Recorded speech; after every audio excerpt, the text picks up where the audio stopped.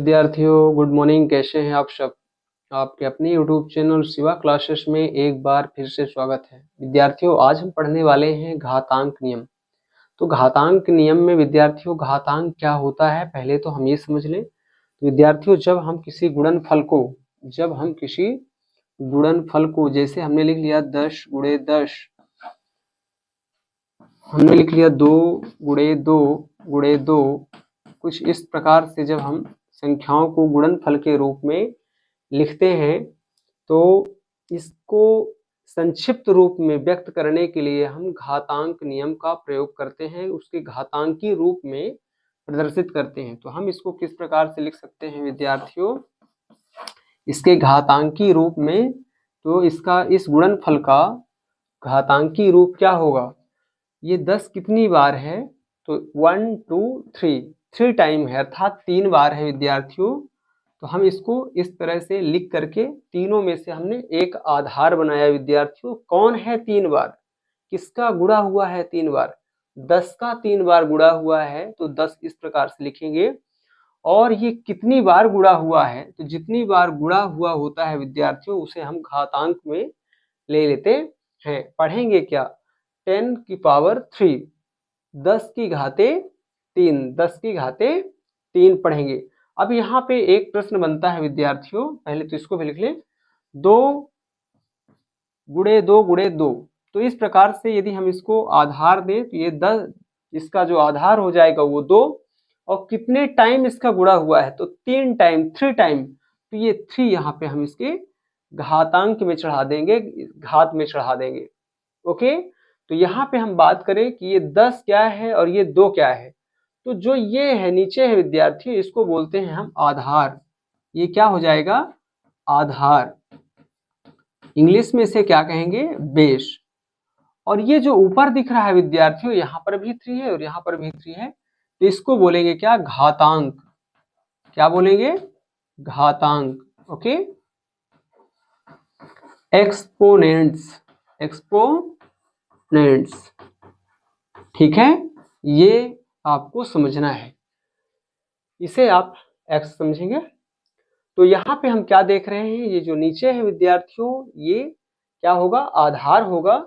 और जो हमने इसकी घातांक घात में चढ़ाया है तो क्या होगा? घातांक होगा।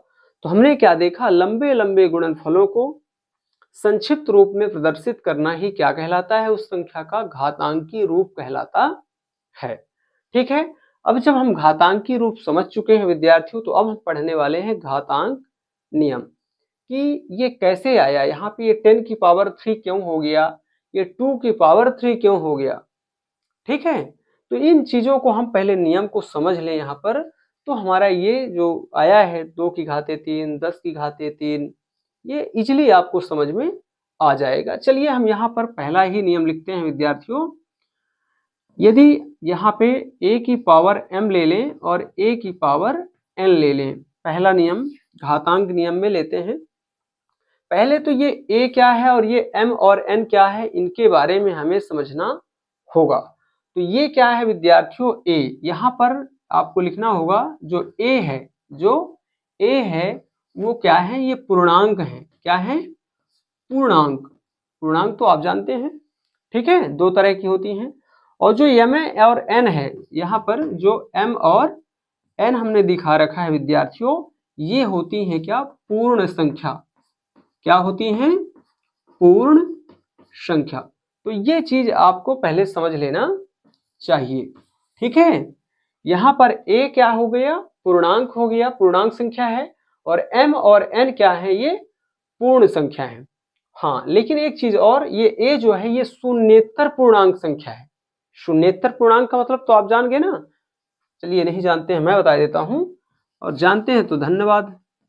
शून्येतर, पहले तो इस चीज को समझें। शून्येतर, शून्य के अतिरिक्त, इसको यदि हम विच्छेद करें विद्यार्थियों तो इसका विच्छेद क्या हो जाएगा? शून्येतर मतलब शून्य के अतिरिक्त। शून्य के अतिरिक्त। बहुत बच्चे इस शून्येतर शब्द से ही प्रभावित हो जाते हैं कि ये क्या आ गया। तो यहाँ पर जो a है ये कैसा पूर्णांक है? शून्येतर पूर्णांक है। तो ये मैं लिख देता हूं यहाँ, शून्येतर पूर्णांक है। ये चीज आपको समझना है। तो हम क्या कर रहे हैं यहाँ पर, हम यहाँ पर कर रहे हैं विद्यार्थियों गुणा। क्या कर रहे हैं, गुणा। तो गुणा करते समय यदि आधार अर्थात बेस क्या हो, एक समान हो विद्यार्थियों, तो ये घातांक आपस में क्या हो जाते हैं, जुड़ जाते हैं। आपको जानकारी भी है कि जो गुणा है उसका मतलब जोड़ ही होता है, ठीक है। तो यहाँ पे क्या हो जाएगा, दोनों आधार में से एक आधार ले लेंगे विद्यार्थियों और इन घातांकों को आपस में क्या कर देंगे, जोड़ देंगे। तो इस प्रकार से आ जाएगा a की घाते m धन n। इस नियम का हम एक एग्जाम्पल समझे विद्यार्थियों। हमने यहाँ पे ले लिया क्या, 2 की घाते 3 और यहाँ पे ले लिया मैंने 2 की घाते 4, ठीक है। तो यहाँ हम देख के आ रहे हैं विद्यार्थियों, a और a में से हमने एक ही a लिया है। यहाँ पर भी हम देख रहे हैं कि आधार हमारा एक जैसा है, तो हम यहाँ पर क्या करेंगे, इसको एक ही बार 2 लेंगे और इनके घातांकों को आपस में जोड़ा है नियम में, तो इनके घातांकों को आपस में आपको ही जोड़ देना है। तो क्या हो जाएगा 3 + 4, ओके। इस तरह से आगे बढ़ा दें इसको, तो क्या हो जाएगा 2 की घाते 7। चलिए दूसरा उदाहरण हम इसका ले लें। तो 12 की घाते क्या 3 गुणे 12 की घाते 2, इस प्रकार से। अब हम क्या देख रहे हैं कि आधार हमारा कैसा है, एक जैसा है, तो दोनों आधार में से हम एक आधार ले लेंगे और घातांकों को आपस में जोड़ देंगे। a और ये m और n ये जुड़ चुका है। तो यहाँ पर भी 12 और 12 ये आधार से, तो एक और घातांक आपस में जुड़ जाएंगे, तो 3 और 2 5। तो इस प्रकार से हम इसको क्या करते हैं, गुणा करते समय यदि आधार हमारा एक जैसा हो तो घातांक आपस में जुड़ जाते हैं, ठीक है। अब ऐसा नहीं है कि आप 2 ही संख्या लेकर के करेंगे, आप 2 से अधिक संख्याओं को लेकर के भी आप कर सकते हैं। मैं एक उदाहरण दिखा दूं आपको। 2 गुणे 2 गुणे 2 गुणे 2। चलिए इस पर देख लीजिए, यहाँ पर हम देख रहे हैं कि 2 है, यहाँ पर आपने देखा कि 3 है, लेकिन यहाँ पर आप देख रहे हैं, चलिए एक और ले लें, यहाँ पे 4 ले लिया मैंने, ठीक है। और यहाँ पर मैं कुछ नहीं दिखाया हूँ क्या, नहीं। तो जब यहाँ पे कुछ नहीं होता विद्यार्थियों, तो वहां पर हम 1 लेते हैं। क्या लेते हैं, 1 ले लेते हैं। तो यहाँ पे हम देख रहे हैं कि आधार तो सेम है, तो सभी में से एक आधार को ले लेंगे और इन सबके जो घातांक हैं उन्हें हम क्या करेंगे, जोड़ देंगे, ठीक है। वैसे मैं डायरेक्ट कर रहा हूं, इसको आपको 2-2 करके करना है, ठीक। तो 2 और इसका 1 3 और ये 3 6 और ये 4 10।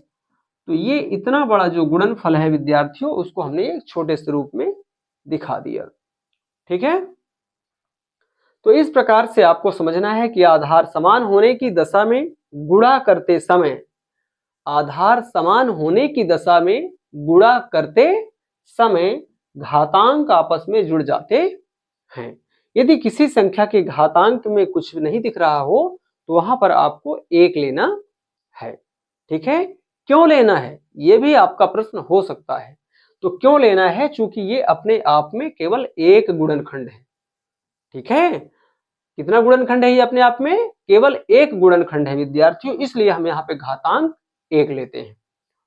चलिए इसका आप जल्दी से स्क्रीनशॉट ले लें विद्यार्थियों। अभी हमने गुणा का नियम समझा, अब हम लेते हैं क्या, भाग का नियम। किसका, भाग का नियम, ठीक है। तो यदि यहाँ पे हम ले a की घाते m भागे a की घाते n, ऐसे कंडीशन में आपको एक चीज यहाँ पे नोटिस करना है, मतलब नोट क्या करना है, याद रखना है कि यहाँ कंडीशन दिया है आपके बुक में कि m जो है n से बड़ी होगी।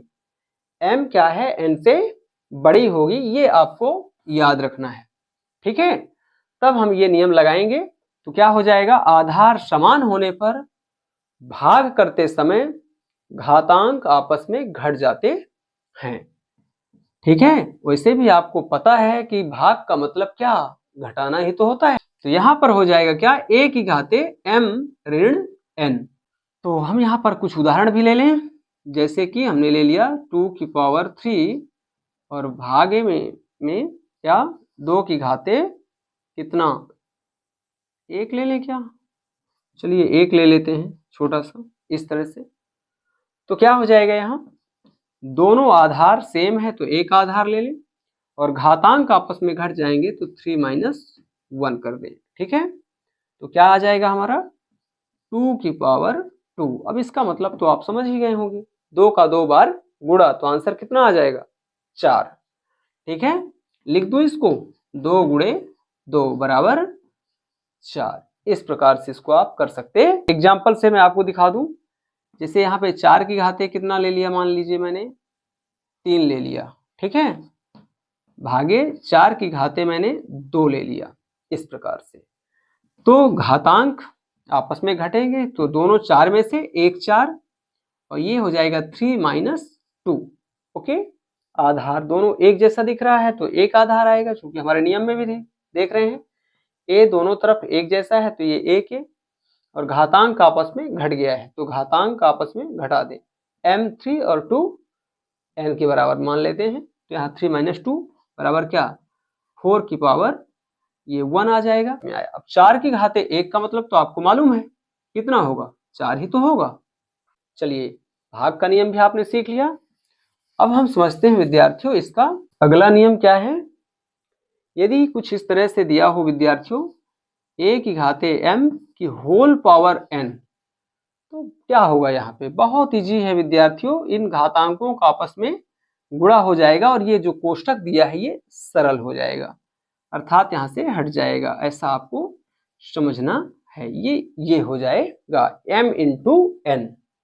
ठीक है, यहाँ पर भी आप चाहें तो कोई उदाहरण ले सकते हैं, जैसे हम ले लेते हैं 4 की घाते 3 की होल घाते 2। तो क्या करेंगे, यहाँ 4 की घाते बस आपस में गुणा तो 3 गुणे 2। एक बार दिखा दीजिए इस प्रकार से, तो 4 की घाते कितना हो जाएगा 3 दूनी 6।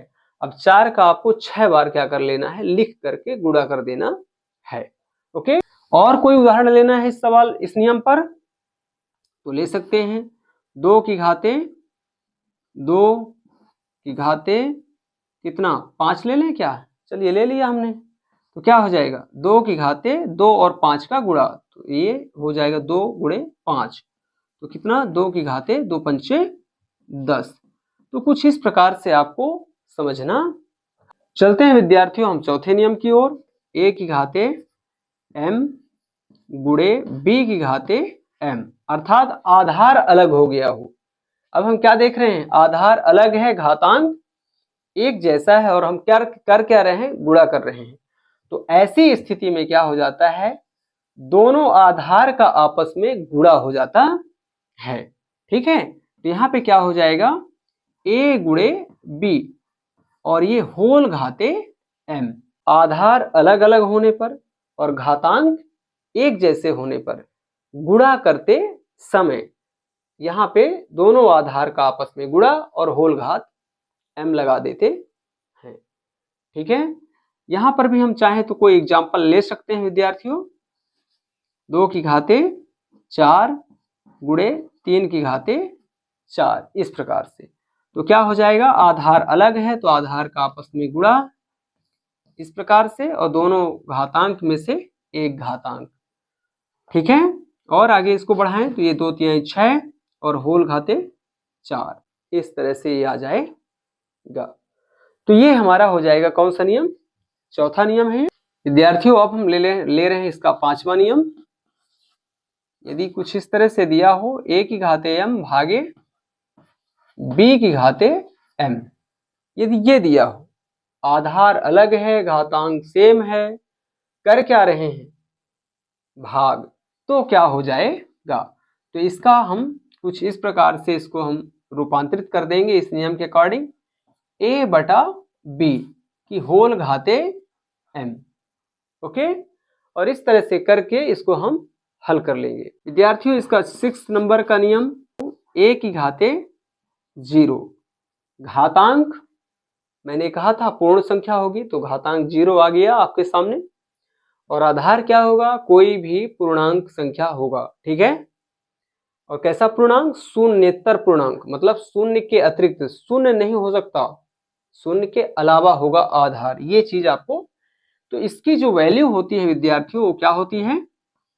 1 होती है। इसको आप कुछ इस प्रकार से समझ लें। यदि आपके सामने कुछ इस प्रकार का संख्या दिखे 2 की घाते 0, तो इसका मतलब आप लिखेंगे, इसका मान लिखेंगे क्या? 1। यदि यहाँ पे लिखा है 11 की घाते 0, क्या हो जाएगा? इसका मान हो जाएगा 1। ठीक है। यदि घातांक 0 दिख रहा है तो उस पूरे संख्या का मान कितना? 1 के बराबर होगा। लेकिन यदि यहाँ पे कुछ इस तरह से दिखा ये, तो इसका मान 1 नहीं होगा विद्यार्थियों, इसका घातांक हम 1 ही समझेंगे। ओके विद्यार्थियों, आपको ये छोटी सी क्लास मेरी कैसी लगी कमेंट करके जरूर बताएं। और यदि मेरी क्लास आप लोगों को अच्छी लगती है तो अपने सभी दोस्तों तक इसे जरूर शेयर करें। धन्यवाद।